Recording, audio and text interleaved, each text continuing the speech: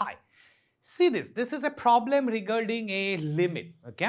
And here we are find out the left limit because it is 0 minus, okay? So always remember that there may be multiple ways, okay, to finding the left limit, right limit, exact limit and all that stuff. We all know that. But always remember that whenever you are going to calculate the left limit and all that, you have to remember that limit x tends to a minus fx is actually equal to limit h tends to 0 f of a minus h. So that's the basic definition of left limit. Now here it says that a is 0. So what's happened? It's actually 0 minus is actually f of minus h. That's okay, right? So let's try to calculate this limit. So therefore we can say that limit x tends to 0 minus x into box of x. I just call this greatest integer function that this one as box of x, okay? Just too easy to pronounce, that's why. Okay, then it's mod of x, then sine x, sine of box of x divided by mod of x, okay?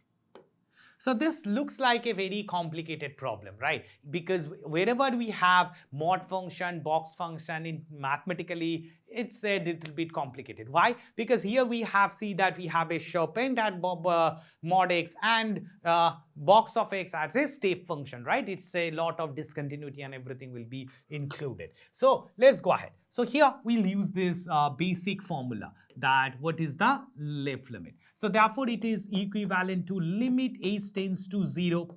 It will be x and a is 0. So x will be replaced by minus h. So therefore everywhere I'll write minus h. So this is minus h, box of minus h plus mod of minus h, sine of minus h in the inside that box or the greatest integer function divided by mod h. So that's it. Now see that mod function we know, right? So it is always positive, right? In that sense, right? Because here it is not meaningless to use that h greater than 0, h less than 0, how the function value change. It's not that important. But here important is the finding the box of h. To find the box of h, we just actually draw the number line. So we understand that this is 0, this is minus 1 and this is plus 1. Now what is h tends to 0 and here it is actually we are talking about minus h. So therefore minus h is actually lies somewhere in between 0 to minus 1. Why? Because h is close to 0. So that's h cannot be minus 5, minus 10. No, h is small number. So it always lies between 0 to minus 1 or minus 1 to 0. So what is the least integer or the greatest integer less than minus h? That's obviously minus 1. So therefore, for this particular limit, we can easily understand that wherever we see the box value, it will be replaced by minus 1. So just do that. So here we'll see this limit now can be easily converted at limit h tends to 0 minus of h minus of 1 plus h sine of minus 1 divided by h.